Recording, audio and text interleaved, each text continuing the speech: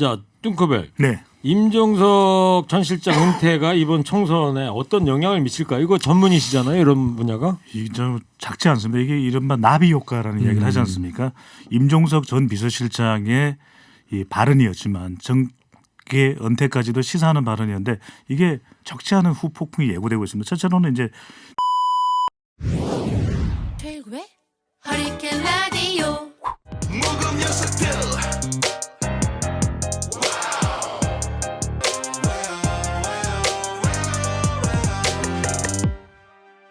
가벼운 뉴스는 가라! 무게 있는 뉴스만 골라서 서빙해드립니다. 무거운 녀석들! 무게 있는 뉴스 전해줄 무거운 녀석 두 분 나왔습니다. 먼저 뚱커벨 인사이트 K 배종찬 소장 어서 오세요. 안녕하십니까 뚱. 네, 이어서 뚱블리 정상근 기자 어서 오세요. 네, 안녕하십니까. 네. 네.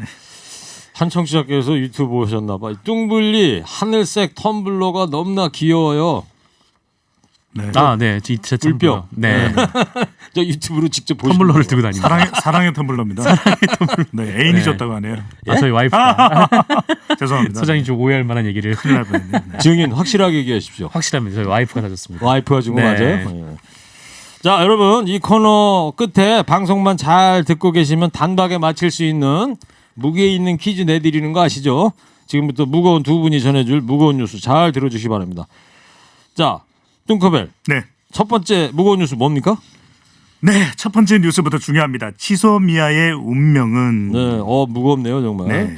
어제 태국 방콕이죠? 네. 네. 거기선 저 정경두 국방부 장관, 고노다로 일본 방위상이죠, 방위상. 방위상입니다. 전에 이제 외무상 하다가 외상이고요. 예. 네. 지소미아 얘기했는데 어떻게 됐어요?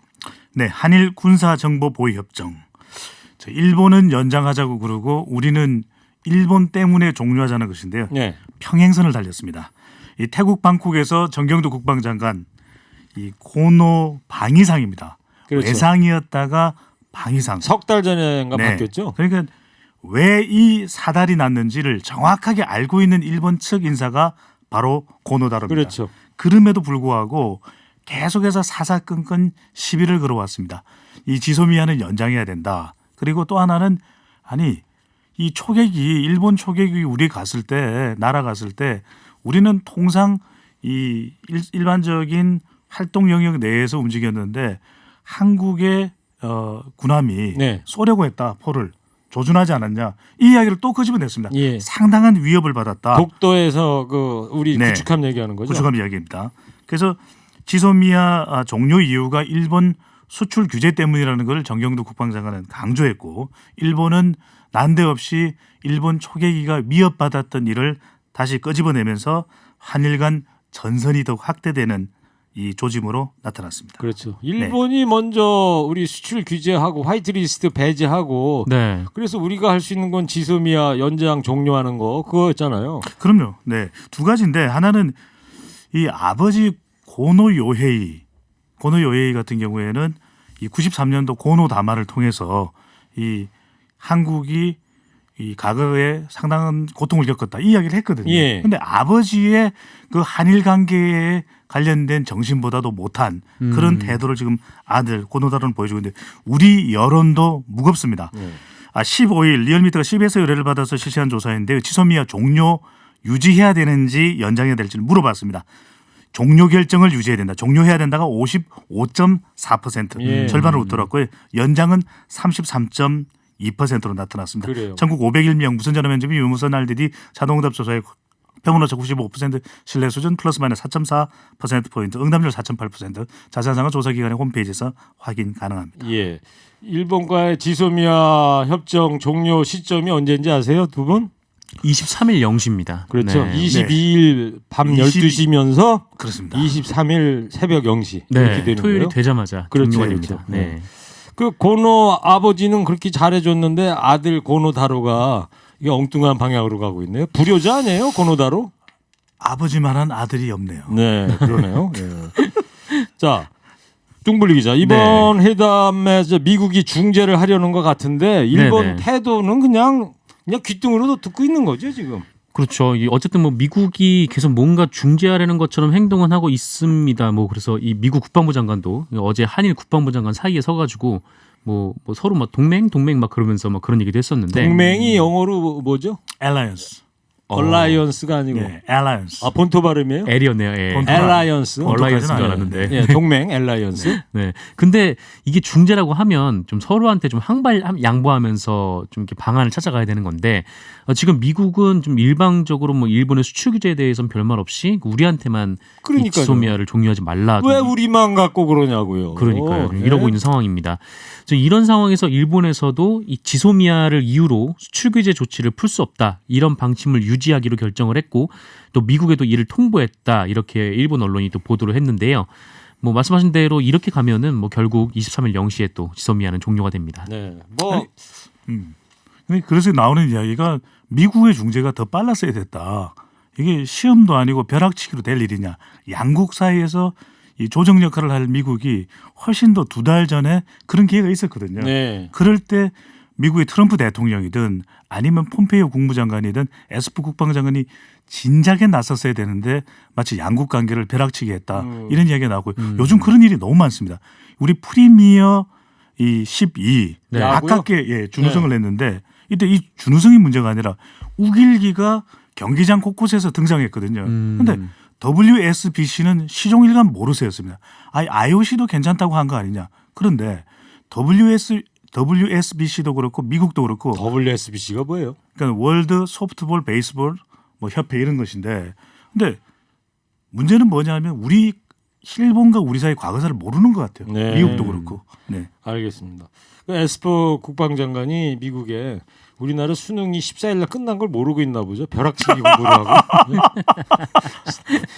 네. 뚱커벨이 다 웃었네. 지금 주파수가 팍 돌아가고 있는 것 같은데. 네. 자, 정상 기자. 이번 네. 회담에서 또 주목된 게 한미 연합 훈련 유예 발표였어요. 네, 한미 두 나라가 이달로 예정돼 있던 연합 공중훈련을 전격 연기하겠다 이렇게 발표를 했습니다. 뭐 북한이 한미연합 훈련에 대해서 매우 민감하게 반응하고 있는 와중에 이 비핵화 협상의 진전을 위해서 이런 결정을 내린 건데 이 정경도 국방부 장관 그리고 마크 에스퍼 미국 국방부 장관이 어제 계획이 없던 기자회견까지 열고 이 북한에 대해서 이 조건이나 망설임 없이 협상 테이블로 돌아오라 이렇게 촉구를 하기도 했습니다. 네, 그래요. 한미 공중 연합 훈련 이게 영어로 비질런트 에이스인데 뭔 뜻이에요? 비질런트가 경계한다 뭐 이런 거죠. 끊임없이 경계한다. 목감기에 심하게 걸려가지고. 갑자기 목감기 걸렸어요. 티가 하나도 안 나는데요.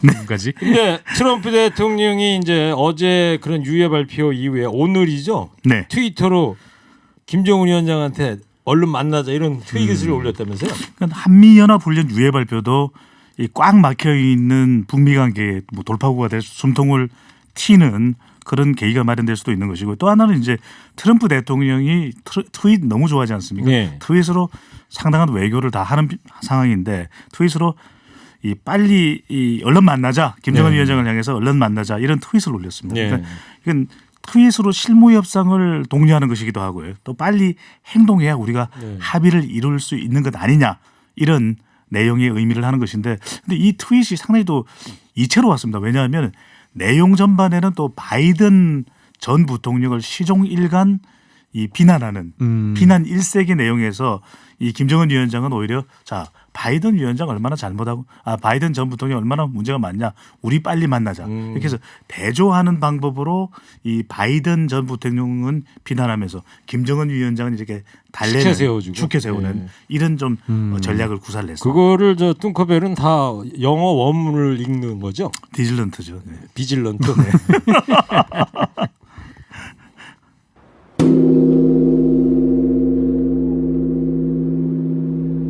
네. 에밀레 종소리 무겁게 쳤습니다. 정상근 기자 두 번째 무게 있는 뉴스 뭐예요? 네, 여의도를 강타한 폭탄 네, 뉴스를 가져왔습니다. 네, 어제 임종석 전 비서실장하고 자, 네, 자유한국당 김세현 김세현 의원 자유한국당 네, 의원. 예. 불출마를 선언했는데 이 중에 특히 이제 임종석 전 청와대 비서실장 같은 경우에는 이 총선 불출마를 넘어서 좀 아예 정계 은퇴를 암시하는 좀 그런 글을 자신의 SNS에 올렸습니다. 만 34살의 국회의원이 돼서 뭐 20년의 세월이 흘렀다라면서 이 앞으로의 시간은 다시 통일운동에 매진하고 싶다. 네, 이렇게 말을 했는데요. 이 내년 총선에서 이 서울 종로 출마를 검토해 온 그 임종석 전 실장이었기 때문에 좀 여건은 좀 크게 술렁이는 분위기입니다. 네. 자, 뚱커벨. 네. 임종석 전 실장 은퇴가 이번 총선에 어떤 영향을 미칠까? 이거 전문이시잖아요, 이런 분야가. 이좀 작지 않습니다. 이게 이른바 나비 효과라는 이야기를 하지 않습니까? 임종석 전 비서실장의 이 발언이었지만 정계 은퇴까지도 시사하는 발언이었는데 이게 적지 않은 후폭풍이 예고되고 있습니다. 첫째로는 이제 더불어민주당 내에서 중진 불출마 연세 현상을 불러올 수가 있는 것이고요. 왜냐하면 지금 3, 4선 수도권 의원들이 있거든요. 그런 만큼 좀 이제 세대 교체 필요한 거 아니냐 이런 이야기가 나오고 그다음에는 차기 대선 구도 지형에 상당한 변화가 불가피해 보입니다. 왜냐하면 종로 출마를 통해서 대권까지 노린다는 이야기가 있었는데 이렇게 됨으로써 종로에는 과연 누가 출마할 것인가 유력 대선 주자가 출마할 수밖에 없다라고 하는 전망이 나오고 지금 현재는 네. 그 종로 지역구가 정세균 예, 전 국회의장인데 예. 전 국회의장은 또 지금 국무총리설도 나오고 있거든요. 그런 만큼 이낙연 총리가 과연 총선에 뛰어드느냐 그리고 지역구는 종로가 되느냐 이런 이야기도 나오고 오. 마지막으로는 앞으로 저 굵직한 뉴스들이 많이 나오겠네요. 너무 무겁습니다. 예. 근데 이제 임종석 전 비서실장의 은퇴 발언 시사하는 발언 자체가 자유한국당에도 불출마를 자극할 수밖에 없는 그런 또 효과가 영향이 있는 것을 보입니다. 네, 저는 임종석 전 실장 어제 불출마 이 선언 네. 보다가 그 한나라 개국공신 있잖아요, 장량. 네. 장자방이 이제 다 끝나고 나서 개국하고 나서 네. 은퇴했잖아요. 맞습니다. 지지 알지자 그칠지 네. 멈출지를 안다. 그런 일화가 떠오르더라고요. 자, 이번에는 저 정상 기자, 그 김세연 자유한국당 의원 얘기 좀 해보세요. 네, 자유한국당에서도 3선인 김세연 여의도 연구원장이 불출마를 선언을 했는데 이게 불출마 선언을 넘어서 가지고 당에 대해서 아주 혹독한 발언을 했습니다. 예. 뭐 아예 자유한국당은 이제 수명을 다했다라면서 존재 자체가 역사의 민폐다. 네, 민폐. 민폐? 네. 왜 이렇게 강조하십니까? 무겁게 말씀드리면 무겁게 민폐. 네. 민폐. 민폐. 네. 그렇죠. 그리고 이제 생명력을 잃은 좀비 같은 존재다라면서 이 당 해체까지 주장을 했는데요. 그러면서 뭐 서로 물러나라고 손가락질을 하지만 그 손가락이 자기를 향하지 않는다라면서 아무도 책임지지 못한 만큼 지도부를 포함한 소속 의원 전원이 내년 총선에 불출마하자 네. 이런 제안을 던졌습니다. 그래요. 지금 정상 기자 얘기했지만 남한테 손가락질하면 자기한테 향하지 않는다는 게 뭔 뜻인지 알죠? 그렇죠. 이렇게 손가락질 남한테 하면 네. 이 나한테는 안 오는지 아는데 나한테도 온다 이런 얘기예요. 그렇죠. 네, 맞습니다. 사자성어로 하면 어떻게 됩니까? 모릅니다. 네. 자유한국당 내부 반응 어떻습니까? 네. 이게 사사롭지 않은 일입니다. 하지만 자유한국당 내의 반응은 너무 차분하고 또 오히려 격앙된 분위기입니다. 누구에게? 김세연 여의도 연구원장에게. 네. 자, 이게 사사롭지 않은 것이 첫 번째로는 김세연 여의도 연구원장은 40대 국회의원입니다. 40대 3선 국회의원. 앞으로 이 차세대 주자로도 예상되어 왔던 인물이거든요. 또 하나는 PK 바로 자유한국당의 텃밭이거든요. 네. 또 하나는 장자방 이야기를 하셨는데 바로 자유한국당의 브레인입니다.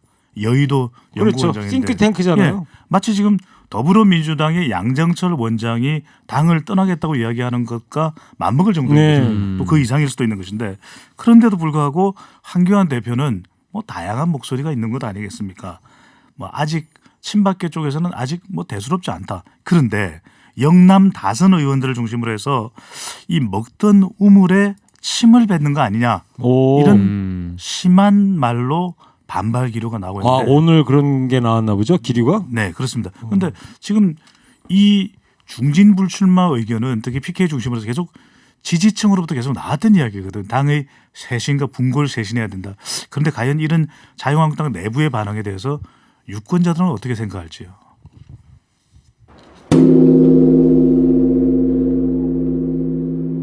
세 번째 무게 있는 뉴스 정상근 기자. 네, 세 번째는 유시민 발언 논란으로 가져왔습니다. 네. 유시민 이사장이 지난 16일 토요일이죠. 이 대구 엑스코에서 이 노무현 재단 대구 경북지역위원회 주최의 이 노무현 시민학교에 참석을 해서 이 언론의 역할과 시민의 역할이라는 주제로 강연을 했는데요. 토요일 날이었죠. 지난주 토요일 날. 네, 맞습니다. 토요일에 있었던 일입니다. 근데 이날 한 방청객이 이 검찰과 대립각을 세우고 있는 유시민 이사장을 향해서 검찰이 뭐 두렵지 않느냐 이렇게 물었는데 여기에 이제 유시민 이사장이 조국 사태를 통해서 우리 모두는 언제든 구속될 수 있구나 하는 것을 깨닫게 됐다. 이런 얘기를 한 겁니다. 예. 뭐 그러면서 뭐 제가 이렇게 강연하고 돌아다닐 수 있는 것은 검찰이 영장을 청구하지 않았고 또 법원이 영장을 발부하지 않았기 때문이다 라면서 이 검찰이 조국 가족을 털듯하면 안 걸릴 사람이 없을 것이어서 우리는 항상 검찰과 법원에 감사해야 한다라고 네. 네, 반어적으로 말했습니다. 반어법을 쓴 거죠. 네. 근데 배 수장님, 네. 이 비판 의견들이 나오고 있더라고요. 네. 보수정당 쪽으로부터는 유시민 이사장의 발언에 대해서 아주 원색적인 비판이 쏟아지고 있는데 그중에서도 유시민 이사장의 마크맨 하면 하태경 바른미래당 의원 네. 지금 뭐 변혁 소속이죠. 근데 유시민 체면 걸렸냐? 그러니까 이게 우리가 풀이하면 체면 걸렸냐? 제정신이냐? 최면이에요? 자, 최면이에요? 체면. 최면. 최면. 최일구 할 때 최면. 네네. 최면 걸렸냐? 이런 이야기를 해서 이걸 풀이해 보면 제정신이냐 이렇게 묻고 있는 것 같기도 하고요. 네. 이렇게 비판하고 있는데 말하자면 유 작가가 그렇게 이야기하고 있는 거 털면 이 조국 전 장관 가족 털듯이 하면 안 걸릴 사람 누가 있느냐 이런 발언에 대해서 그러면 유 작가 주변은 다 그런 가족들이냐 이렇게 비판하고 있는 것으로도 또 우리가 이해할 수 있는 부분이고 자신의 SNS에 하태경 의원은 유 이사장이 사리 분별을 못하고 있다 이렇게 혹독한 비판을 쏟아냈습니다. 네, 뚱물 기자. 네. 반면에 검찰 수사 방식을 비판한 건데 과도한 해석이라는 얘기도 있어요. 그 이 이주민 이사장의 얘기를 다시 돌아보면 이렇게 얘기를 한 건데 이 검찰이 조국 가족을 털듯하면 안 걸릴 사람이 없다라는 말이었거든요. 그리고 유시민 이사장은 또 이런 얘기도 했습니다. 그러니까 검찰의 조국 전 장관 그 가족 수사 과정을 이 개인 차량에 블랙박스를 떼어가서 이 수년간 법 위반 사례를 가려내서 처벌하는 것이다. 네. 근데 이런 비유를 하기도 했는데 하여튼 비유의 달인이요. 네, 그러니까 한마디로 이 고발된 건을 넘어가지고 이 주변의 모든 것을 압수수색을 하고 또 들여다보고 또 문제가 있어 보인다 싶으면은 뭐 일부 사실을 뭐 앞뒤 맥락을 제거하고 또 언론에 흘려서 여론상으로 이제 범죄자를 만든 다음에 실제로 이제 묶어버린다 이런 좀 검찰 수사 방식을 좀 비판을 한 거거든요. 네. 그래서 이거를 두고 아니 뭐 온 국민이 사모펀드를 하는 것도 아닌데 왜 온 국민이 뭐 그렇게 해야 되냐 또 온 국민이 또 표창장 위조한 게 맞느냐 좀 이렇게 얘기를 하고 있는데 이건 뭐 아직 뭐 재판 결과도 나오지 않았기 때문에 뭐 그 전제도 맞지 않을 뿐더러 뭐 유시민 이사장의 말의 취지와도 좀 맞지 않다 좀 이런 반박도 나오고 네. 있습니다. 자, 끝으로요. 배 수장님. 그 유시민 이사장이 KBS한테 5천만 원 출연 계약했다 이런 얘기는 뭐예요? 논란이 될 뻔한 이야기입니다.